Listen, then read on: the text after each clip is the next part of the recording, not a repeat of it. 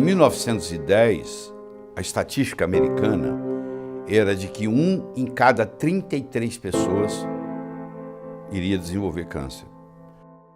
Hoje, nos Estados Unidos, é 1 em cada 3 pessoas, se a pessoa chegar a viver 85 anos. Então, se você pegar uma população que viveu pelo menos 85 anos de idade, 1 em 3 vai apresentar câncer. De 1910 para cá, o câncer aumentou 11 vezes.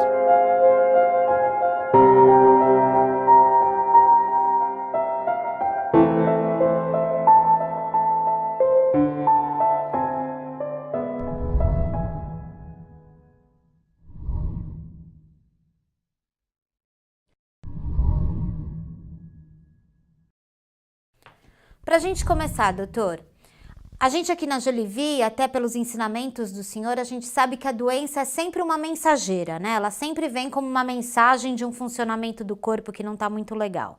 Nesse sentido, o que a gente pode dizer? O que é câncer e qual o recado que ele vem nos dizer? Bom, câncer definido é uma proliferação anormal das células. As células nascem, vivem e morrem.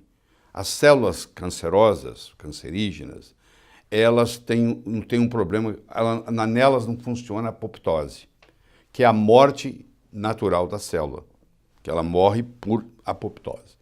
A célula cancerígena tem um mecanismo onde isso não acontece, e elas se tornam como se fossem eternas, né? Elas vão continuar vivendo.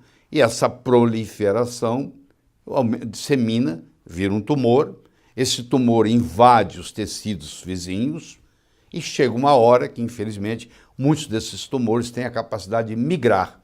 Eles vão para uma outra região do corpo, isso recebe o nome de metástase, eles se colonizam lá, formam uma coisa chamada angiogênese, formam os seus próprios vasos e começam a receber e fazem como se fosse um satélite do câncer original. E o câncer, na realidade, ele é um mensageiro de que alguma coisa está errada com o seu corpo. Por que apareceu o câncer? Primeiro que ele é lento, ele não surge da noite para o dia. Você pode ter um câncer de próstata que leva 20 anos para evoluir nesse processo, porque o câncer todo ele tem um processo, ele tem uma iniciação, ele tem uma promoção, ele tem uma progressão, que nós vamos discutir aqui nessa entrevista, mas esse mensageiro. Então, quando um paciente tem câncer, ele primeiro tem que saber que tem câncer, porque tem gente aqui no Brasil que nem conta para o pai ou para a mãe que estão com câncer. É obrigação do paciente saber, eu acho que isso aí, você não pode esconder isso da pessoa. E é um mensageiro e a pergunta é muito simples. O que está errado comigo? O que está errado onde? O que acontece? Bom, eu disse que eu sou nutrólogo. Pois é, todo câncer tem um aspecto de desnutrição. Aconteceu alguma coisa na parte nutricional que não está funcionando bem. Então, desnutrição está sempre acompanhando qualquer processo de adoecimento, incluindo o câncer. Existe outro processo no câncer, que é o chamado conflito emocional, que é a pessoa, por exemplo, a mulher que tem um divórcio, e aí 6 meses depois ela aparece com câncer de mama. É a pessoa que perdeu alguém na família, entrou no estado de luto, de tristeza e aparece com câncer. Então, sempre existe um componente emocional por trás, que é o chamado conflito emocional. E o câncer tem também um processo de intoxicação, quer dizer, alguma toxina que não deveria estar circulando no meu corpo está circulando, ou um processo de infecção. Existem tipos de câncer que são causados, por exemplo, por vírus. O vírus causa o câncer. Então, os cânceres que pode contaminar. O câncer não é contagioso per se, mas existem cânceres que surgem a partir de uma infecção virótica. Certo. Então, se você olhar, você tem a parte da desnutrição, você tem a parte da infecção, intoxicação, e você tem a parte do câncer ser um conflito emocional, de uma emoção, seja ela uma raiva, seja ela uma tristeza, seja ela um ressentimento, que está aí no seu subconsciente. Existe muita discussão do surgimento do câncer. Eu vou te apresentar duas teorias. A primeira teoria, que é a vigente, que provavelmente quem está nos assistindo conhece, é de que o câncer é um problema genético. É uma mutação genética que ocorreu. Existe uma outra teoria, que é a que eu sou a favor, é de que o câncer é uma doença metabólica. Isso começou em 1924. Otto Warburg, que era um médico alemão, metade judeu, e o Hitler não perseguiu ele porque o Hitler tinha uma fobia de câncer e ele achava que se ele pegasse câncer ia ter o cara lá para cuidar dele. O Otto Warburg, ele não se casou, não era gay, não era nada, ele nunca casou na vida, e ele desde cedo decidiu dedicar a vida dele à medicina, que casar ia atrapalhar. Então ele morreu com 80 e tantos anos, 86, 87 anos, e ele foi a única pessoa na história da medicina que ganhou o Prêmio Nobel de Medicina 2 vezes. Ele ganhou em 1931 e ganhou de novo em 1944. Em 1931 ele foi lá e recebeu o prêmio. Nobel, quando deixou o dinheiro, uma das condições você tem que ir lá para ganhar o prêmio, você tem que ir lá buscá-lo. Em 1944 ele ganhou de novo, mas Hitler não deixou ele buscar.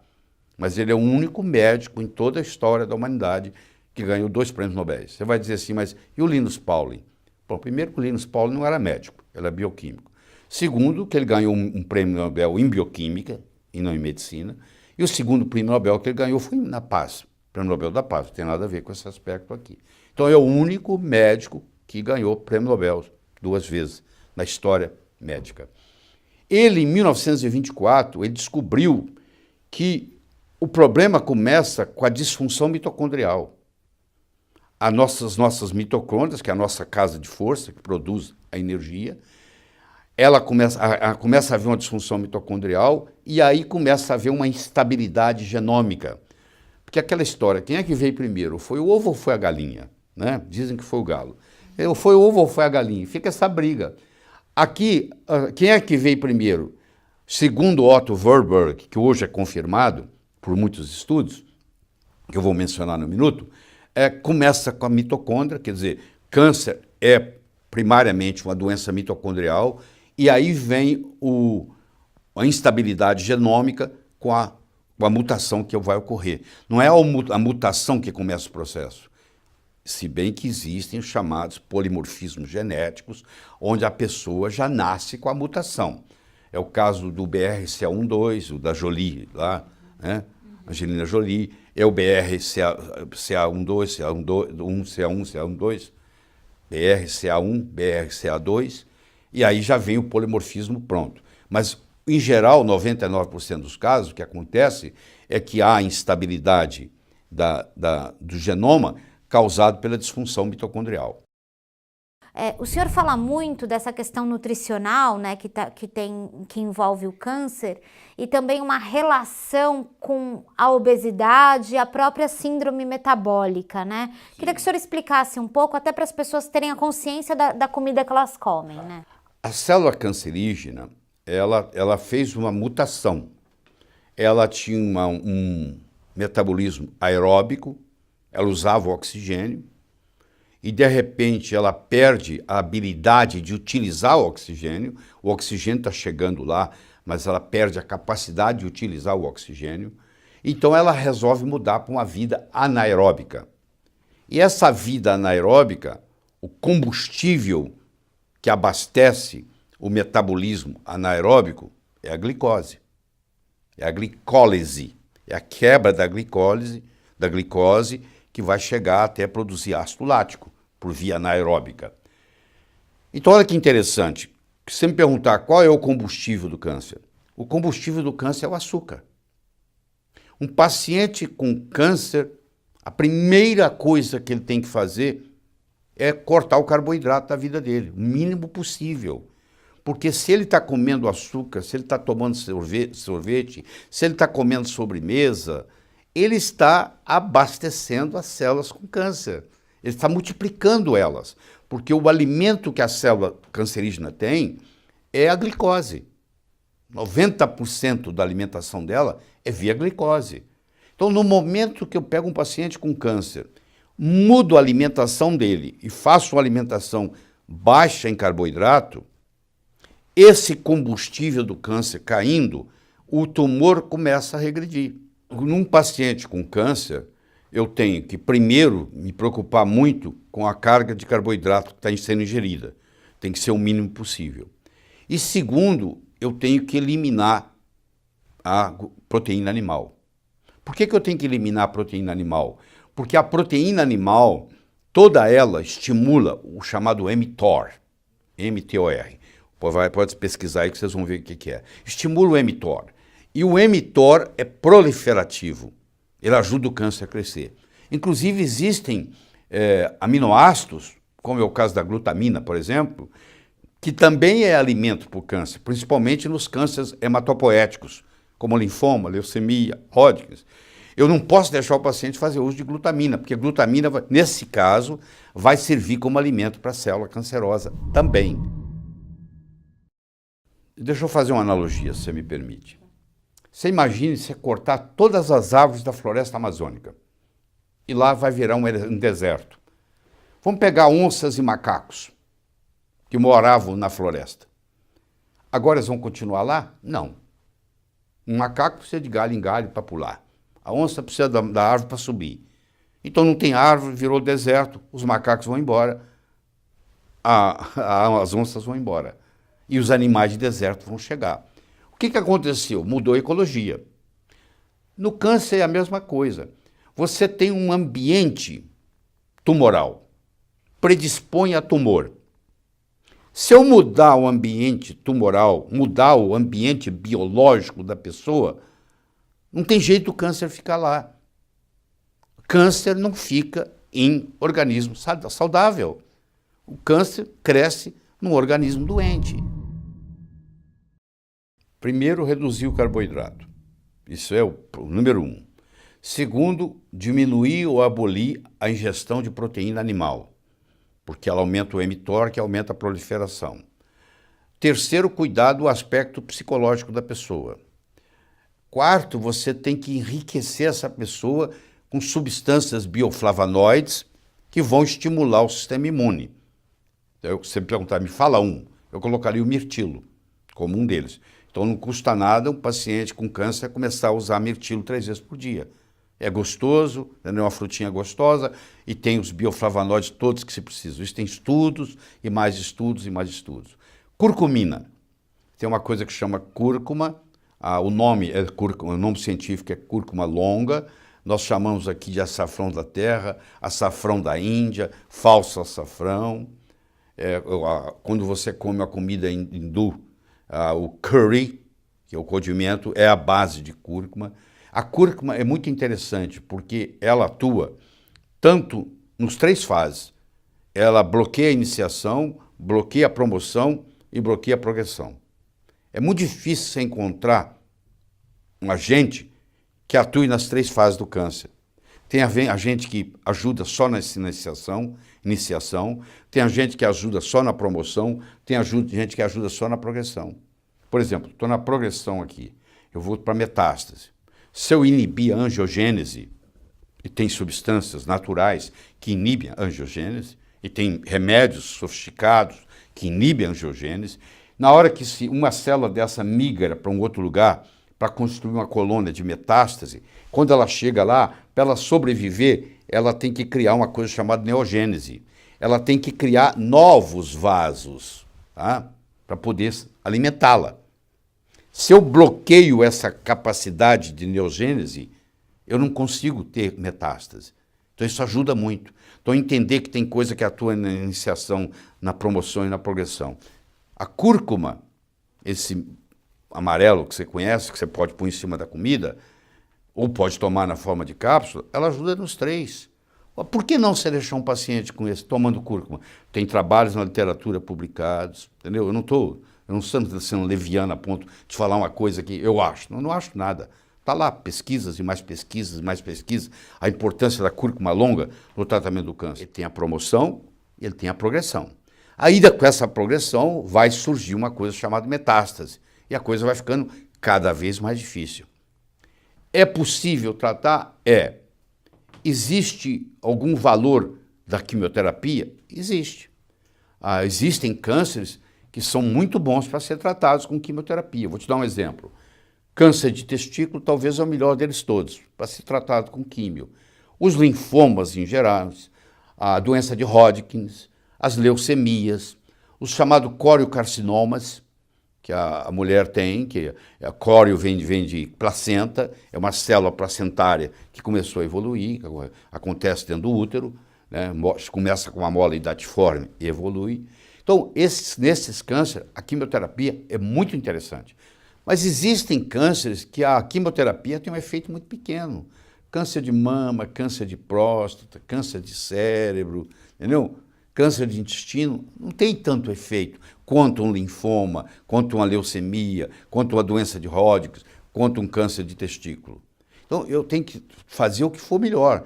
Tem casos onde a quimioterapia vai ser interessante. Tem casos onde a cirurgia vai ser interessante. Se eu tenho um tumor que está crescendo e está comprimindo uma área nobre, eu vou lá e tiro esse tumor, faz diferença na sobrevida. E do mesmo jeito, isso é muito importante que eu vou falar agora, do mesmo jeito que você tem o efeito placebo, talvez você não conheça, mas você tem o efeito nocebo. Esse é um termo novo para você. Placebo é quando eu sou estimulado a curar. E nocebo é quando eu sou estimulado a morrer. Por exemplo, se o meu médico fala comigo assim, ó, nós vamos lutar nisso aí junto, isso aí, nós vamos vencer essa guerra, vamos trabalhar na equipe, você e eu, tal. Isso tem um efeito placebo forte.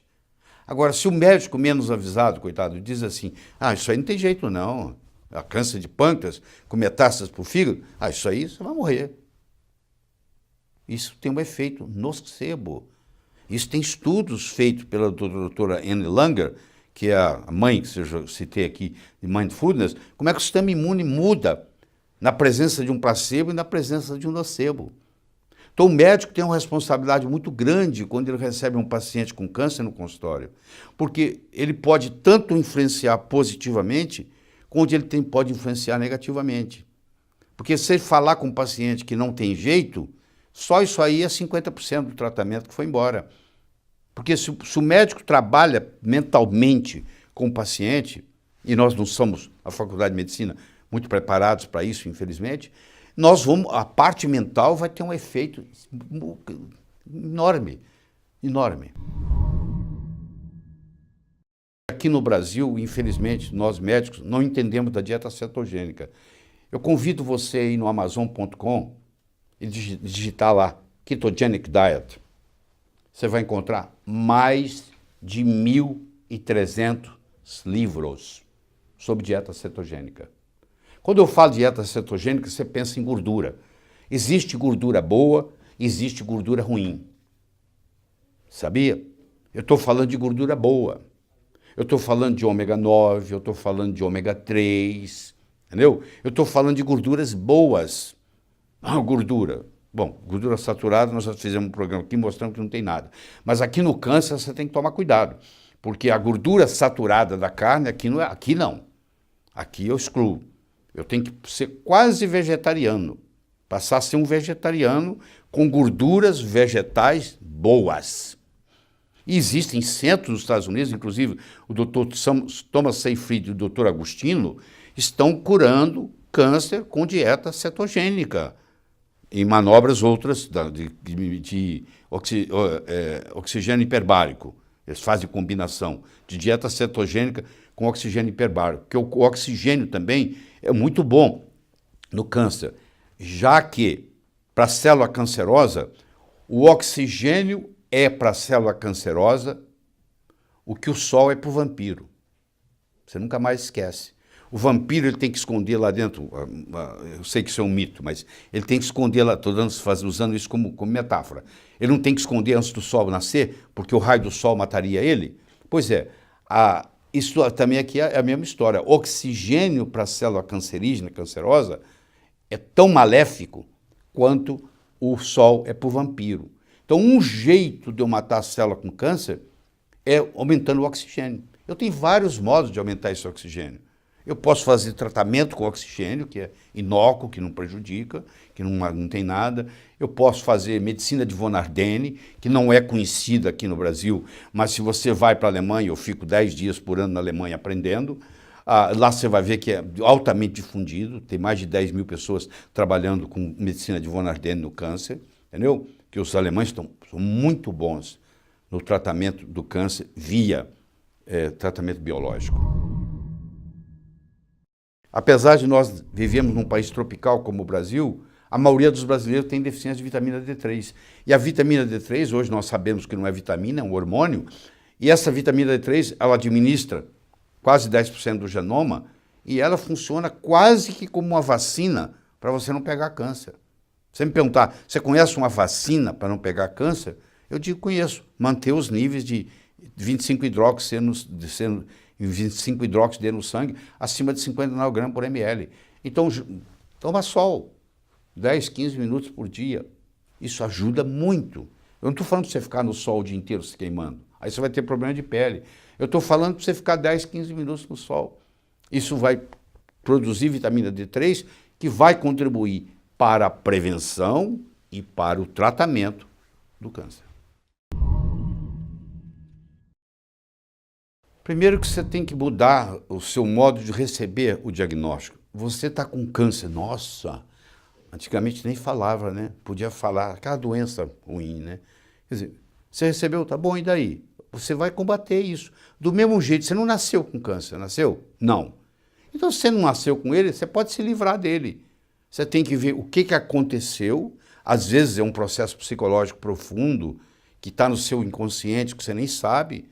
Às vezes é um estresse pós-traumático que aconteceu, que você já bloqueou da sua mente consciente, mas está lá, causando mesmo, está te incomodando do mesmo jeito. E muitas vezes você tem que tirar aquele conflito. Então, essa parte psicológica, ter alguém que te ajude, faz uma diferença. Você vai num terapeuta bom, você vai num psicólogo bom, que é capaz de trabalhar essa parte mental sua, porque o médico não é treinado para fazer isso. A questão toda é que se o câncer é um convite para uma reflexão de um estilo de vida, de um padrão alimentar, de uma forma como você se posiciona ao mundo, essa nossa entrevista foi só um primeiro passo para você olhar para o câncer de forma diferente, né, doutor? Isso é a única coisa, a finalidade disso aqui é mostrar que você não está com sentença de morte, só porque você foi diagnosticado câncer, que você agora vai morrer. Isso vai depender muito de você, muito mais do que do médico, muito mais do que dos remédios. Vai depender de você consertar a sua vida, tanto do ponto de vista psicológico, quanto do ponto de vista físico, da sua alimentação, do seu sono, dos seus relacionamentos, de como é que você lida com dinheiro, tudo isso muda.